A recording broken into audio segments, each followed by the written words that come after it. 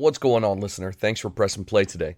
In today's episode of Nerd Nostalgia, you're going to find Irvin talking about San Diego Comic-Con.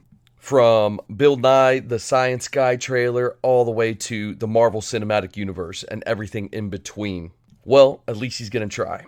If you're new around here, please head over to Apple Podcasts, Spotify, drop that 5-star, hit the subscribe button, tell your friends, family, and coworkers about us, help us grow this audience. We love bringing this content out to you guys.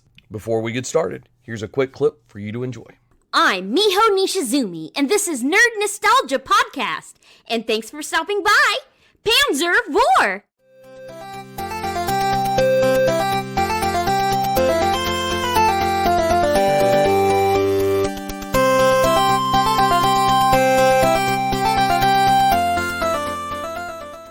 What's going on, all you nerds? Welcome back to another episode of the Nerd Nostalgia Podcast. It's me, your friendly neighborhood nerd, the Scarlet Nerdster, the nerdiest nerd alive. No, I don't know. Probably, maybe, probably not. Anyways, welcome. Thank you for joining me today. I'm so pumped to talk about this episode because there's so much to unpack from this past weekend at San Diego Comic-Con 2022.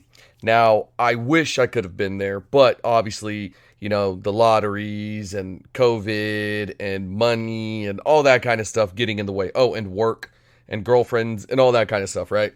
Freaking life, man. Life gets in the way of me having fun. So, yeah, couldn't get there, couldn't go. Sadly, maybe in the future we will be able to go at some point. And actually, fun fact, I was supposed to go to Comic Palooza here in Houston, which is our own little Comic-Con. It's about a week beforehand. So since I haven't seen them in 3 years, I figured, you know, hanging out with them is probably a little bit higher priority than a Comic-Con. Sadly, much to my chagrin, I did have a wonderful time spending it with my family. Again, hadn't seen them in 3 years, and having everybody together just felt absolutely right.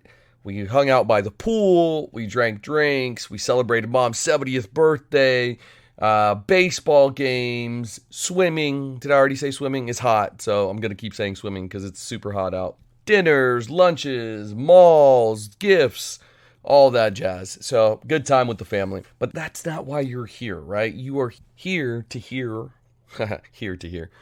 what happened at San Diego Comic-Con, and I'm going to try to go through all of it. It's just so much to unpack. I will do my best. I'm sure one or two things are going to be left out, especially because the MCU, Kevin Feige, you know, they showed up there, they did the panel, and it was some epicness. So let's talk about it all. Marvel's going to be at the end here. Just throwing that out there as a caveat. To start off with, you can go to YouTube and watch all the trailers that debuted. One of them that caught my eye right off the rip is the Bill Nye, the Science Guy special that he's doing. The trailer basically shows he's going to go through 5 or 6 different catastrophes that are endangering human nature. You know, I'm sure overpopulation, asteroid, nuclear warfare. I bet he's going to tackle all those things. So this is kind of his wake up America, wake up world. Let's try to fix the world. So I'm actually pretty interested to see how that's going to come out. And yeah, we'll see. We'll see what it's like. It looks a little cheesy, but whatever. I digress. While nerdy, that's probably not the real nerd stuff that you're looking for, right? So let's dive a little bit deeper into some of that nerdier stuff that happened. One of the other trailers that really caught my interest, and it was actually the first one that I saw, was the Dungeons & Dragons Honor Among Thieves trailer that is starring Chris Pine. It has Michelle Rodriguez, Justice Smith, Rosé-Jean Page, Sophia Lillis, Hugh Grant, and this trailer looks absolutely epic.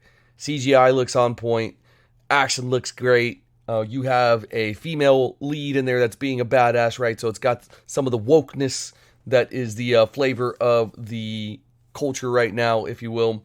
We also have Chris Pine as the lead, and it's got a little bit of humor sprinkled in there. Now, there has been a Dungeons & Dragons movie that happened in the past. Also funny, not that great of a movie. However, I did enjoy it, and I would still watch that to this day. But it's been a minute. Maybe that's something we can review here in the future with the boys. But you have to go watch this trailer. Actually, head over to our Instagram page, nerd.nostalgia, and find that trailer on our wall. It's called the wall, I guess. Page. I don't know. Find it there. you'll see it. It's a big old dragon. It's like the second or third post from the newest one. It's a big dragon. Click it, watch it, laugh a little bit, and be impressed by it, as I was. I'm going to skim over a couple things that I had read in an article that I just absolutely have no idea about. Have never heard of any of this, so just know that they did something on there. So Ghosts, they premiered at San Diego Comic-Con 2022. And so what they did is they posted some bloopers. Looks like a comedy show. Not really sure what it's about. Another show that I don't know anything about is called Abbott Elementary Class in Session. It had Quinta Brunson and other cast members, Tyler James Williams, Janelle James, and they talked about season 2 on the ABC channel. So it's a sitcom. It's supposed to return in the fall. Trailer I did watch, which I have zero interest in from a personal standpoint, because I get the old Twilight vibes, is Teen Wolf, the movie. Has a lot of B players in there, B actors. I feel like it's tied into the story. I don't know anything. There's no history for me there, so I don't know about it. I'm going to leave all the Marvel stuff towards the end, just because there was so much to cover, and I want to try to cover that the most. Something else that did capture my attention was the National Treasury, Edge of History kind of show that's going to happen. So they debuted a first teaser during Comic-Con. Now, I don't know about you, but I was a huge fan of the originals with Nick Cage as front and center there. This is going to be a show that's going to be exclusively on Disney+. So be on the lookout for that. It's going to be centered around a female lead, and she is, tracing her family history and uncovering some truths and going beyond that. So if it has, even a hint of what the original was, then it should be a good show. But National Treasure, Edge of History, Disney+. Check it out. Ben Stiller also posted something on his Twitter. He just had a full-on hashtag MDE with @Tremel and Mr. Adam Scott and Britt Lower and Jen Tulloch and Dan Extrion. So something about Severance. I guess it's a TV show that's going to be on Apple TV+. Looks like it's a corporate type of environment show. I really don't know anything about it. Curious, but I don't have Apple TV, so I probably won't invest in it just for that show. Although there was another Jason Momoa show, and that looks hella good. The Sea. It post-apocalyptic, kind of futuristic. I don't know. Looks really good. Season 2, I think, is debuting, or maybe even a later season. But regardless, it did capture my attention. But likely still won't do the Apple Plus. Just not many things that warrant me wanting it. Anyways, I digress. Continuing on, there was a trailer for the final season of The Walking Dead, or the Lost Episodes is what it was called. Last episode, sorry, not Lost. I'm just like, all right, finally, let's get that out of the way. I watched the first, probably 3 to 4 seasons, maybe even 5, but then it just got so repetitive that I was like, I can't keep watching this. I feel like a madman. It's defined as continuing to do the same thing and expecting different results. So I was like, no, absolutely not. I'm over this. So rest assured, I will not be watching that. But if that's your jam, man, go for it. Absolutely go for it. Ooh, something that does interest me that I will be watching, that I'm excited for, John Wick 4 teaser. During the panel, actually, he talked about Berserker, or Brzrkr, Berserker, the comic that he helped create that's pretty much mirrored after him. It's basically an immortal John Wick is really what it is. Kind of the old guard meets John Wick, if I had to compare it to anything. But they talked about some of the expansion that they're trying to do with the franchise, trying to get it into film, TV, and books. So that's something exciting to look forward to. But John Wick 4, they're swords, bro. It looks absolutely epic. I'm excited to see that. It looks like they are upping it from the previous movies. So very, very excited to dive deeper into that lore. I'm also waiting and anticipating the hotel, whatever the hotel is called, for that show to debut, where it's going to be centered around other killers, around other assassins in that world and kind of showing us a little bit more insight to it. So I think it's just going to be called The Hotel, if I'm not mistaken. Oh, and there's going to be a 2-season anime. It's currently in the early animation, development stages. It's going to be produced by Studio Production IG, which are known for Psycho-Pass, and then more importantly, Haikyuu, which is a anime on volleyball. Which, before you roll your eyes at me, it's actually a really good anime.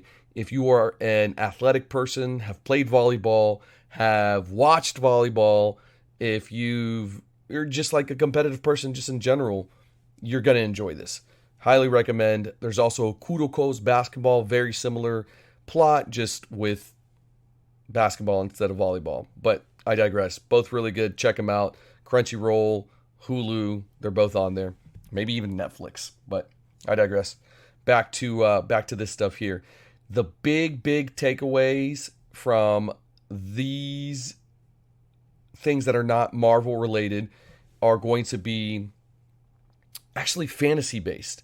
So you have House of the Dragon. It's literally a few weeks away, and we actually have an episode with the boys talking about Game of Thrones and House of the Dragon. So be on the lookout for that here in a few weeks. We'll end up posting that after I finish editing and all that kind of stuff. But man, oh man, House of the Dragon looks really good. Not going to lie. Very similar plot points to Game of Thrones. You know, a blonde woman trying to gain the throne. In this situation, it's never happened before. So getting that whole storyline. But it's also going to be about the civil war that the Targaryens go through. Lines of succession, politics, hopefully less incest, but who knows. There's also going to be more dragons. Now, my big hope for it is some of the best scenes that ever came from Game of Thrones were from just them talking, from Peter Dinklage monologues or Peter Dinklage dialogue with somebody else. Another good one is Jon Snow and Peter Dinklage. There's just so many good ones.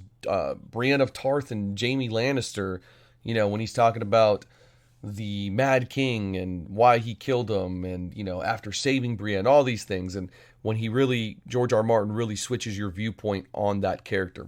But the CGI is cool. Dragons are cool. Don't get me wrong. There's going to be more dragons in this. But the best part of the show from Game of Thrones was the dialogue and the acting. But I digress. So I'm hoping that House of the Dragon has a bunch of that. I'm a little nervous because not much source material, but it looks like George R. Martin is attached to it a lot more than he was previously. Hopefully this doesn't become detrimental to his health and he stays alive and he can finish the freaking book. God almighty, it's been 10 years. Way overdue, but, you know, he's living his life. He's in his 70s, maybe even into his 80s, and, you know, he's hit success here at the tail end of his life, so by all means, enjoy it. I just hope that he has a specific ghostwriter in mind to finish the series that likely he won't. Hashtag Wheel of Time.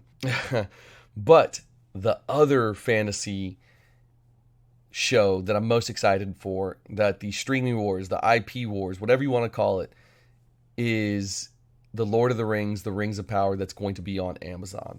Holy smokes. So the 3 biggest things that have come out from San Diego Comic-Con that weren't superhero related, that weren't specifically Marvel related, were going to be Lord of the Rings, House of the Dragon, and then Dungeons and Dragons. And we'll get into DC here in a second because it's kind of a whole little thing that I want to get into. But Lord of the Rings, The Rings of Power, oh my God. Go watch this trailer. It is freaking epic. I remember reading that they were investing $500 million into this production, and wow, does it not show. Holy smokes, it looks absolutely epic. It's sort of an origin story for how things got to the point of The Lord of the Rings. So it's set as a prequel. Obviously, you know ultimately what's going to happen, but how you get there, I think, is going to be the interesting points. And so I'm excited for this show. I love Lord of the Rings. I just rewatched The Fellowship of the Rings the other day, and I plan on finishing the other 2 before this premieres. But trust, Go and watch that trailer. It's freaking epic. Just a few more things that I want to talk about. The players of Mythic Quest Season 3. They gave us a little intro to that. So that's going to come out again, set to debut in the fall. There is a Star Trek Universe panel that happened. So it had, Patrick Stewart, Jack Quaid, Tawny Newsome, Noel Wells, all those folks. So, they're continuing on with the Star Trek universe. I don't know any more than that just because I'm not a Trekkie, sadly. But I say that. I'm not a Trekkie. The only lore and mythos that I do know is from the Chris Pine movies, which I liked. I hear there's mixed reviews within the Star Trek community. If there is, comment, tell me about it. Educate me, enlighten me. I really don't know. A couple other things that I want to talk about are American Dad and Family Guy. Season 21 set to premiere. Same voice actors all coming back. All right, but finally, I want to talk about Warner Brothers and their two big movies that they're doing that are not Supermen, but a Superman type.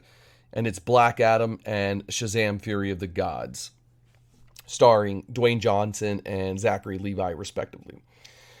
So Black Adam has been doing a great job with The Rock because, number one, people pay to go see The Rock because he is just a national treasure. We love The Rock.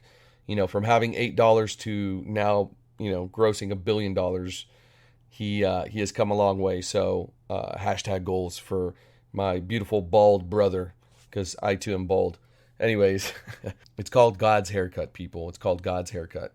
No, the interesting thing is that they thought they were doing something with this. The trailer looks awesome. I've talked about it here recently. Go back to that episode. Listen to the Black Adam episode if you want to know about the characters that are going to be in it. The Justice Society of America, which I actually think I don't address at all. Comic books that you should be chasing for it. Their superpowers and origin stories, like all that stuff. I go into all the details about that. So go check that episode out. Just, scroll through and click it. But Black Adam, they did this whole ensemble and really hyped it up. But as Dwayne The Rock, or aka Dwayne the Black Adam Johnson, that's the name of the episode, is discussing the film, everybody had been speculating and talking about that Henry Cavill was rumored to show up there because of some of the things that The Rock had said previously. Well, lo and behold, he did not show up. And so he kind of got booed while he was out there when asked, who would win in a fight between Black Adam and Superman. And his response was, it depends who's playing Superman. So that garnered him some boos, which is crazy because, again, The Rock is such a beloved, icon for American culture, American pop culture, and just a good human being all around.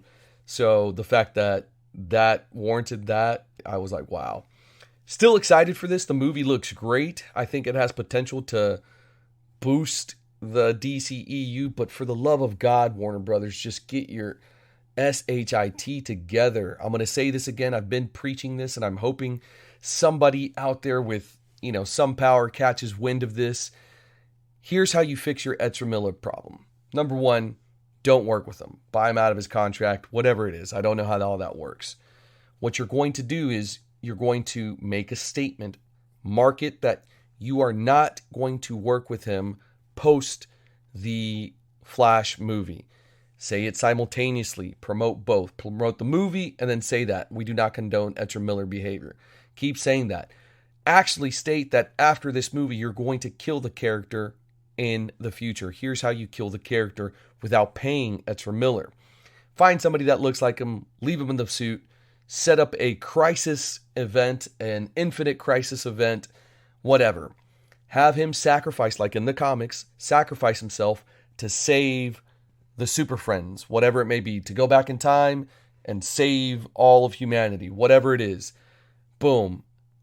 Shoot over to a little redhead that is his family, that is related to him, Wally West, and then boom, you have your Flash. You could even tie in the Speed Force choosing Wally West, and people will still accept that. Find somebody that is smart alecky like Ryan Reynolds. I always thought he would have made the perfect Wally West. He's just quippy enough. So find somebody quippy. Find somebody a little bit more muscular. They don't have to be jacked, but just a little bit more muscles would be great. But what you do is you keep that stunt double in the suit and then kill off the character on camera. So you kill the Flash, and in turn you kill Barry Allen, which kills Ezra Miller, and then boom, you are open to start fresh with a whole new person. And it could even be a younger person, so you have them for a longer period of time as far as contracts are concerned. You're welcome, WB. You're freaking welcome. But yeah, that's what I would personally do. Number 1, to save money. Number 2, to save face. And number 3, to really just start fresh. But they need somebody at the helm, man. They need somebody like Kevin Feige that has a little bit of knowledge of the comics. Hire a bunch of nerds that know the books well enough. The fact that they're kind of veering off from the Flashpoint storyline upsets me a bit, because that is one of the greatest storylines ever written. But I, heard and read that the Flashpoint movie that's coming out with Ezra Miller got really good receptions prior to him being an a-hole and trying to fight people out in Hawaii. Number 1, I would have loved to have been in Hawaii and just gotten into a fight with this dude, because I would have whooped his ass, shown him what the fuck was up. Sorry for my language there, y'all. And then 2, I would have sued him afterwards for all the money that he has, so he can learn a lesson. So some people out there in the world, man, they really just need to get popped in the mouth and, learn that there's consequences to your actions. But, I digress. He's a young dude. He clearly needs help. So maybe that's another route that they can go. Maybe WB is like, hey, we are going to, publicly say that this man needs help. Here's our help. If he rejects it, then go my route. Do the stuff that I was saying, because that's honestly the easier route. But 2 things to fix the DCEU. That, get rid of Ezra. 2, go ahead and find somebody that is at the helm, that is controlling all of the stories, so they can kind of intertwine a little bit. They don't have to automatically be like, sequential. Just make them kind of interloop a little bit, like reference this character, maybe, have somebody cross over, that kind of stuff. Have the directors kind of talk to each other. Still let them do their thing, but have them kind of talk to each other. Oh, one more thing. You can still have Henry Cavill, whatever it is that he wants, please give it to him. The fans that pay for you to create the movie, for you to make profit, are asking to have Henry Cavill. He is the greatest Superman ever, and you gave him one movie, technically, 2, 3, whatever, but give him his own solo movies. Just finish out 2 more movies with him, and then maybe give him like 2 or 3 other like cameos, crossovers, whatever you want. And I promise you, you will sell tickets and you will create the DCEU. So this is what I would do personally. I would create a Final Crisis event. The reason I bring up Final Crisis is because that's the first debut of Calvin Ellis. And if you've read this, you see all of the Supermen coming together to fight evil. So you could still even tie in the Michael B. Jordan Val Zod story that he's going to do. I don't know if he's just producing or writing or starring in it, but I know he has a hand in it. I hope he honestly is starring in it, because he's a great actor, and I think he would be perfect for the role. So what you do is you create a second Man of Steel movie, call it Son of Krypton, the last Son of Krypton, right? This is what I would do. The last Son of Krypton, have him fight the bad guys, whatever, he wins at the end, and then a boom tube opens up at the end, and through that boom tube, it's a little bit different than the ones we've seen, different flare, maybe it's brighter, maybe, you go from that dark kind of image that DC has to a brighter, lighter version, and in pops out Calvin Ellis or Val Zod and says, Kal-El, I need your help. Boom. End credits. Done. Do you know how crazy the internet would go if you did that?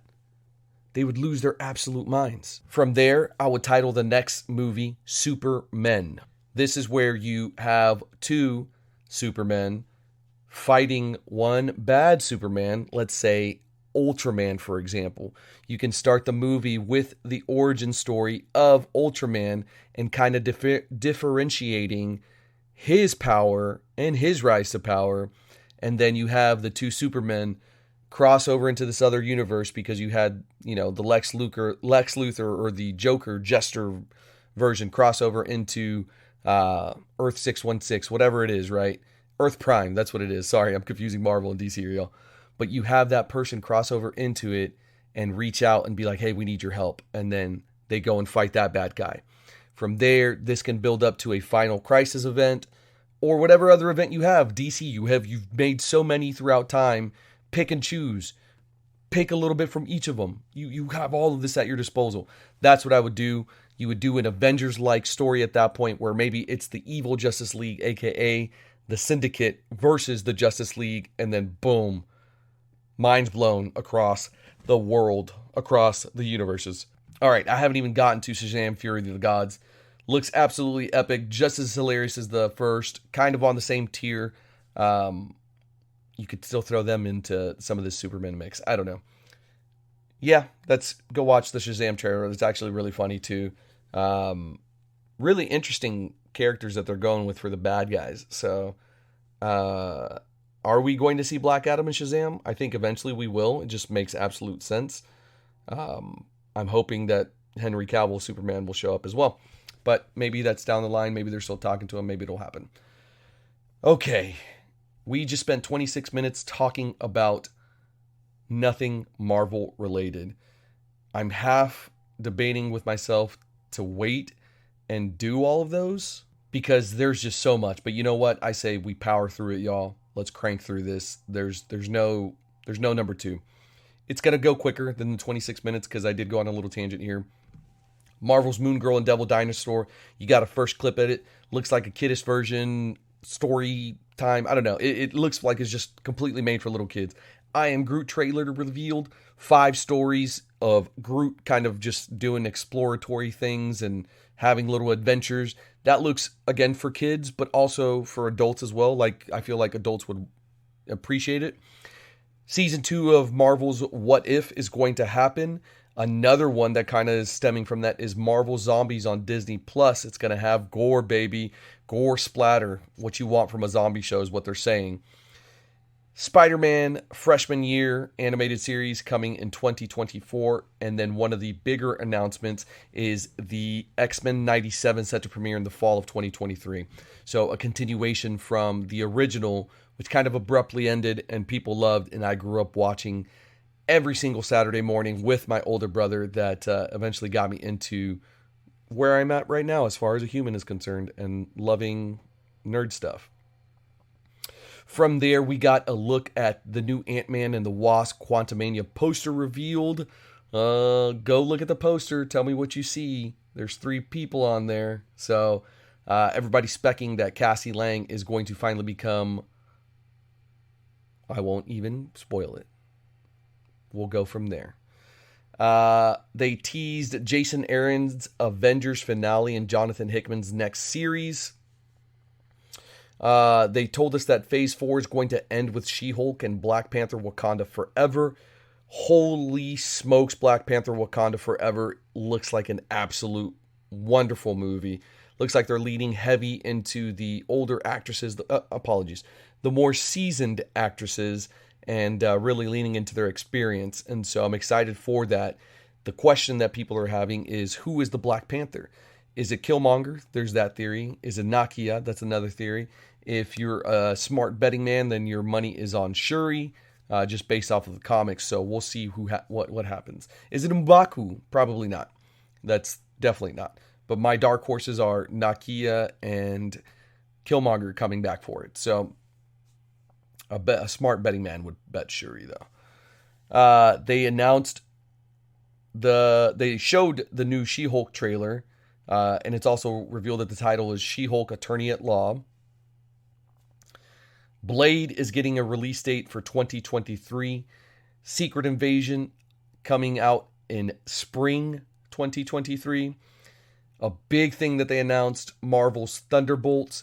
So not only did they tell us what's happening with Phase 4, they showed us what's going to happen in Phase 5 and some of Phase 6, with the ending being Thunderbolts, Captain America, New World Order, Ant-Man, and the Wasp will have King the Conqueror, MODOK, and Bill Murray. And then the big things, Marvel's multiverse saga with Avengers Secret Wars and Avengers Kang Dynasty as the titles to those two movies. And then they just recently hired the Shang-Chi director to direct those movies, which that's a tall order in my opinion for him. Oh, I completely also overlooked Daredevil is showing up in the She-Hulk show along with the Echo show, but then he's also getting his own series called Daredevil Born Again, where both Charlie Cox and Mr. D'Onofrio, I can't pronounce that right now, but Charlie Cox is getting an 18 episode show, so super exciting stuff. I told y'all I was gonna crush that. I did it in 5 minutes. I actually really rushed through that, and I'm sure I'm missing stuff. I'm excited for Secret Invasion. I'm excited for Phase 5 and 6. I didn't think they would show that. The crazy part about them announcing all of this is that, they had an hour to go through all of this, right? Because I believe that's the length of the panels. They probably went a little over because it's Marvel. But they still have D23. And they said, hey, we're going to show you all some stuff, but this isn't everything. And I feel so bad for DC and, Black Adam and Shazam and just because, and Batgirl and all that, just because they're overshadowed every time. Every time DC does something kind of big, immediately gets outshined by Marvel.